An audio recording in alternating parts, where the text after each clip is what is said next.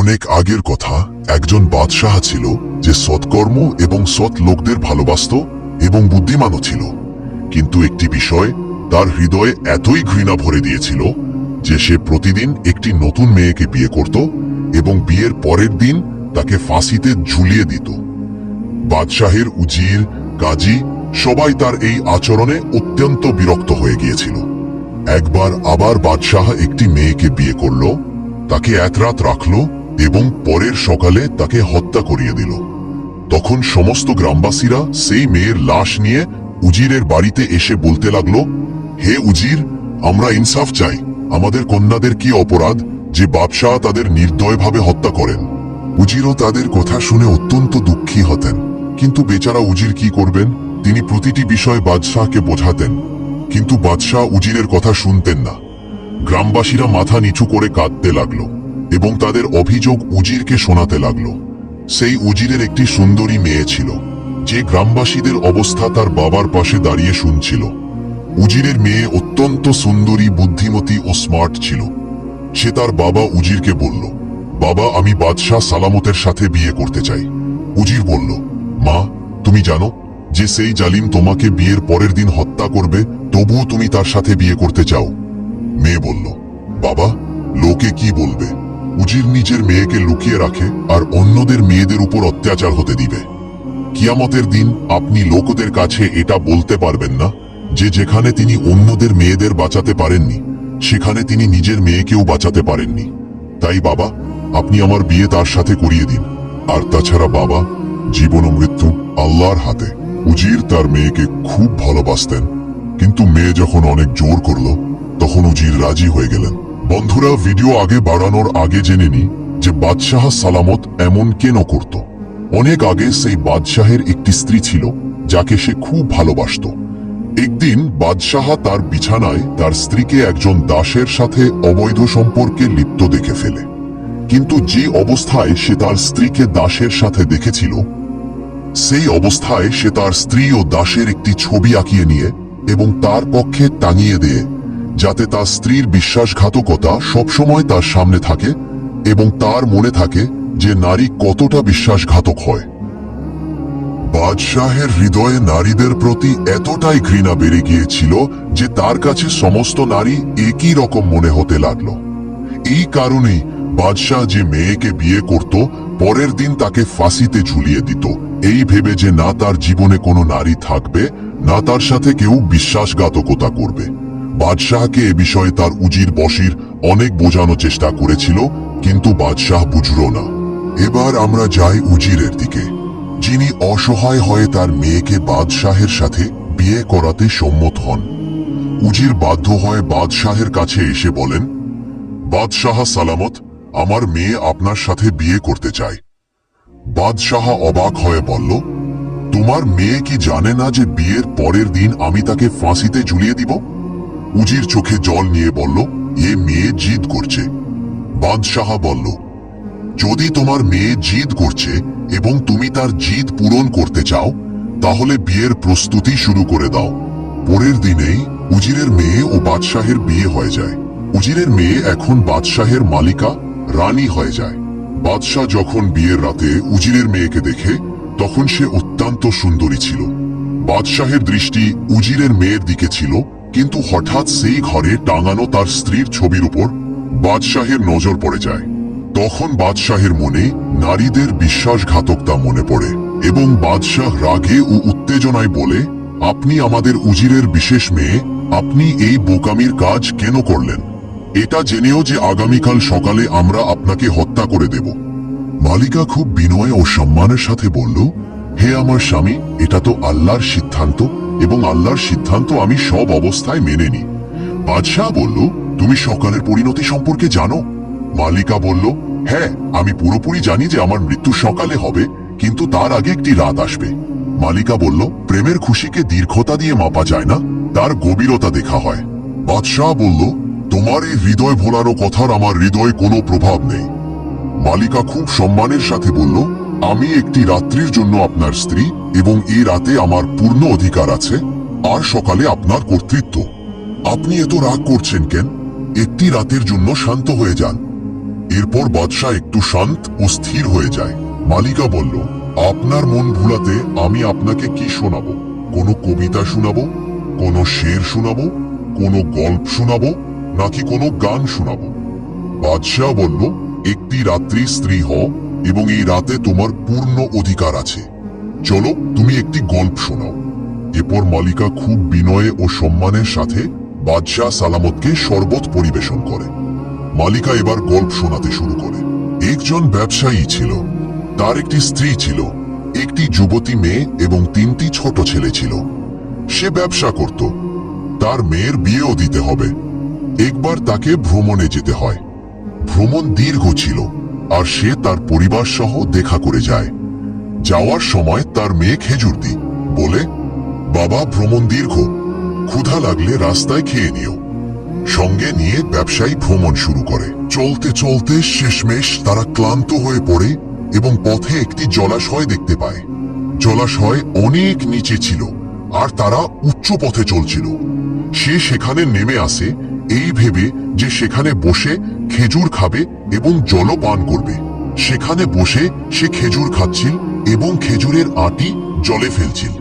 আর এখন যে সাদা জল ছিল হঠাৎ লাল হয়ে যায় এবং হঠাৎ জলাশয়ের ভেতর থেকে একটি বড় জিন প্রকাশ পায়। সেই জিনের হাতে একটি বড় তলোয়ার ছিল।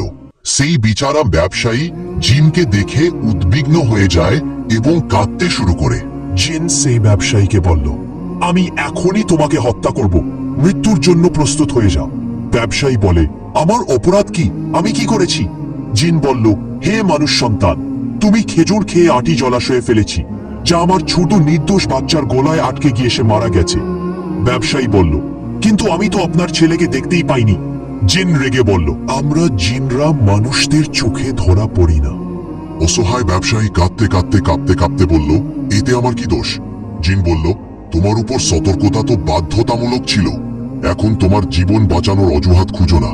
সে বলল, যদি এটা আমার অপরাধ হয় তবে না জেনে ঘটেছে।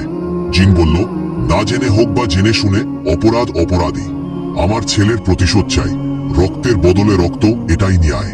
বেচারা ব্যবসায়ী অসহায় হয়ে ভয়ে ভয়ে বলল, যদি আমাকে মেরে তোমার প্রতিশোধ পূরণ হয়ে যায় তাহলে আমি রাজি আছি। ব্যবসায়ী বলল, আমার একটি শর্ত আছে। জিন বলল, সেটা কি?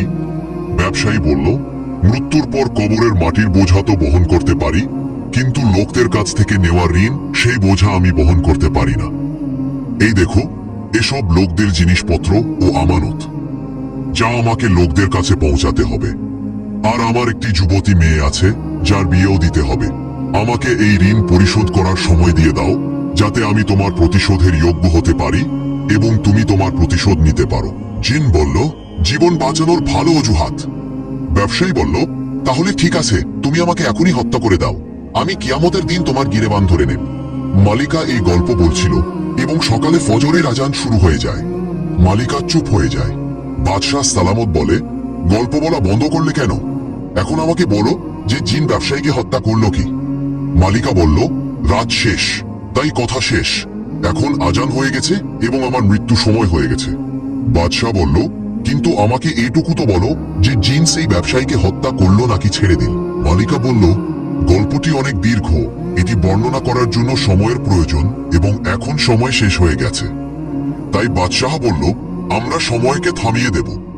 মালিকা বলল, হে সুলতান, সময় কি কখনো কারো থামাতে চাওয়া মাত্র থেমেছে? বাদশাহ বলল, আমরা তোমাকে আরেকটি রাতের জীবন দিলাম, এখন তুমি গল্প বলো। মালিকা বলল, না, আমার রাজা, গল্প তো রাতে শোনানো যায় এবং এখন তো আজান হয়ে গেছে, ইবাদতের সময় হয়ে গেছে এবং আপনাকে আপনার রাজকীয় কর্তব্যও পালন করতে হবে। বাদশাহ বলল, ঠিক আছে, তোমাকে আরো একদিন এবং একটি রাতের জীবন বকশিস দিলাম। এখন মালিকা উযু করে এবং নামাজ আদায় করে। বাদশাহ দেখছিলিয়ে, এ তো মেয়ে আমার কাছে এসেছে। সবার মুখে ভয় থাকত, এর মুখে ভয় কেন নেই? এ ভয় পাচ্ছে না কেন? আমাকে গল্প তো এমন ভাবে শোনাচ্ছে জেনে এর সারা জীবন আমার সাথে থাকতে হবে। যাই হোক, এর গল্প আমার কাছে খুব আকর্ষণীয় মনে হয়েছে। বাদশাহ মালিকাকে দেখছিল এবং তার সম্পর্কে ভাবছিল। বাদশাহের দৃষ্টি হঠাৎ তার স্ত্রীর ছবির উপর পড়ে যায় এবং বাদশাহ আবার রাগান্বিত হয়ে যায়। ঘর থেকে বেরিয়ে যায় এবং দিনভরের কাজ করে। ওদিকে মালিকা আল্লাহর কাছে দোয়া করে, হে আমার আল্লাহ, তুমি আমার স্বামীকে হেদায়েত দাও, যেন তিনি লোকদের মেয়েদের গণহত্যা না করেন।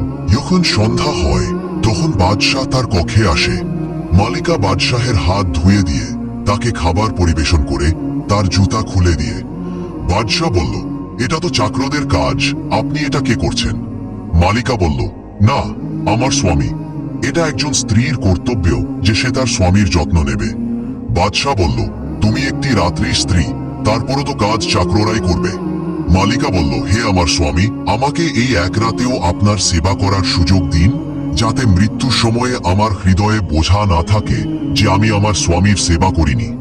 এটা শুনে বাদশাহের হৃদয়ে শান্তি আসে, কিন্তু আবার তার স্ত্রীর বিশ্বাসঘাতকতা মনে পড়ে যায় এবং বাদশাহ আবার রাগান্বিত হয়ে বলে, অনর্থক কথা আমার সাথে করো না, তুমি শুধু গল্প বর্ণনা করো। মালিকা এবার গল্প শোনাতে শুরু করে। জিন বলল, যদি আমি তোমাকে অবকাশ দেই তাহলে তুমি কি ফিরে আসবে? ব্যবসায়ী বলল, হ্যাঁ, আমি আমার কাজ সম্পন্ন করে এখানে অবশ্যই আসবে এবং আমার জীবন দেব। জিন বলল, আল্লাহর কসম খাও। তখন ব্যবসায়ী বলে, আমি আল্লাহর কসম খেয়ে বলছি যে আমি আমার কাজ সম্পন্ন করে এখানে অবশ্যই আসবে। জিন বলল, ঠিক আছে, আমি তোমাকে 40 দিনের অবকাশ দিচ্ছি এবং 40 দিন পরে তোমাকে নিজে এখানে আসতে হবে নিজের জীবন দিতে। এরপর ব্যবসায়ী লোকদের জিনিস লোকদের কাছে পৌঁছে দিয়ে নিজের বাড়িতে 10 দিন পরে ফিরে আসে। বাচ্চারা তাদের বাবাকে 10 দিন পরে বাড়িতে আসতে দেখে খুশি হয় এবং স্ত্রীর মুখে উজ্জ্বলতা আসে। স্ত্রীর বলে, হে আমার প্রভু, আপনি ক্লান্ত হয়ে গেছেন, তারপর আমি শুকরানা নফল আদায় করব যে আপনি নিরাপদে বাড়ি ফিরে এসেছেন। এটা শুনে সেই ব্যবসায়ীর হৃদয় কাঁদছিল যে যখন চিরতরে চলে যাব তখন আমার স্ত্রী বাচ্চাদের কি হবে। পরের দিন সে তার স্ত্রী বাচ্চাদের উপহার দেয় যা সে ব্যবসা করে এনেছিল। স্ত্রী বলল, আমার প্রভু, আমার গহনার প্রয়োজন নেই, আমার গহনা তো আপনি, আমার ঝুমরা আপনি, আমার পোশাক আপনি, শুধু আপনি আমার সাথে থাকুন, আমার আর কিছু দরকার নেই। এটা শুনে সেই ব্যবসায়ীর চোখে জল আসে। সেই ব্যবসায়ী কাগজে তার জীবনের দিনগুলি লিখেছিল এবং সেই কাগজটি পকেটে রেখেছিল। প্রতিদিন দেখতে যে তার জীবনের একটা দিন কম হয়ে যাচ্ছে। শেষমেশ সে তার মেয়ের বিয়ে করিয়ে দেয় এবং তার মেয়ে বিদায় নিয়ে নিরাপদে শ্বশুর বাড়িতে চলে যায়। এখন সেই ব্যবসায়ীর মৃত্যুর সময় অত্যন্ত কাছে এসে গিয়েছিল। তার পরিবার থেকে বিচ্ছেদের দুঃখ তাকে ভেতর থেকে খালি করে দিচ্ছিল। তার ছোট ছোট বাচ্চা ও স্ত্রীর চিন্তা তার মনে আসছিল যে আমার ছাড়া এরা কোথায় যাবে, এদের কি হবে। তার স্ত্রী কিছুই জানত না এবং সে অজ্ঞাত অবস্থায় ঘুমিয়েছিল, আর ব্যবসায়ীর ঘুম আসছিল না। ব্যবসায়ী তার স্ত্রীকে জাগায়, তখন স্ত্রী উঠে বলল, আপনার মুখে এত ঘাম কেন এসেছে? ব্যবসায়ী বলল, এই ঘাম মৃত্যুর ভয়ে এসেছে, একটু আমাকে আয়না আনিয়ে দাও, আমি আমার মুখ দেখি যে মৃত্যুর ভয় কেমন হয়। স্ত্রী বলল, আপনি এমন অশুভ কথা কেন বলছেন? আল্লাহর শুকর আদায় করুন, আল্লাহ পাক আমাদের সম্মান দিয়েছেন এবং পরিশ্রমের সম্পদ দিয়েছেন। এরপর সেই ব্যবসায়ী কাঁদতে কাঁদতে তার স্ত্রীকে পুরো ঘটনা বলে যে তার সাথে কি হয়েছিল। এটা শুনে স্ত্রীর কলিজা মুখে এসে যায় এবং সে স্ত্রী ছটফট করে রয়ে যায়। স্ত্রী যখন পুরো গল্পটি শোনে তখন বলে, আমাকেও সাথে নিয়ে চলুন, আপনার জায়গায় আমি নিহত হব, এভাবে সেই জিনেরও শান্তি হবে। ব্যবসায়ী বললেন, না, বাচ্চাদের মা মারা যায়, তখন বাচ্চারা এতিম হয়ে যায়, আমার যাওয়ার পর তুমি বাচ্চাদের দেখাশোনা করো। ব্যবসায়ী কাঁদতে কাঁদতে বলল, যদি আমার সঞ্চিত সম্পদ শেষ হয়ে যায় বা কোন আকাশী বিপদ এসে যায় এবং তোমার কাছে কোন উপায় না থাকে, তাহলে আমি তোমাকে অনুমতি দিচ্ছি যে তুমি দ্বিতীয় বিয়ে করে নিও। স্ত্রী কেঁদে বলল, এটা শোনার জন্য আমি বেঁচে আছি, কত ভালো হতো যদি আমি আপনার পায়ের কাছে মারা যাই। স্ত্রী কাঁদতে কাঁদতে বলল, বিশ্বস্ত স্ত্রীর একটাই স্বামী হয়। আল্লাহ নারীকে মায়ের মর্যাদা দিয়ে সম্মানিত করেছেন এবং নারী থেকেই আউলিয়াদের, নাবিদের, পয়গম্বরদের জন্ম দিয়েছেন, কিন্তু প্রায়ই এরা তাদের স্বামী ও বাচ্চাদের ভালোবাসায় টানে কাচের মতো বিখিরে যায়। ব্যবসায়ী বলল, হে আমার বিশ্বস্ত স্ত্রী, এখন খোদার রোজায় রাজি হয়ে যাও, সবর ছাড়া আর কোনো উপায় নেই। স্ত্রী কাঁদতে কাঁদতে হিচকি তুলতে তুলতে বলল, আপনার যাওয়ার পর যদি খারাপ অবস্থা আসে তাহলে আমি পরিশ্রম করব, লোকদের বাড়িতে কাজ করব, বাসন ধোবো, কাপড় ধোবো, ভিক্ষা করে খাবো, কিন্তু হে আমার প্রভু, কখনো দ্বিতীয় বিয়ে করব না।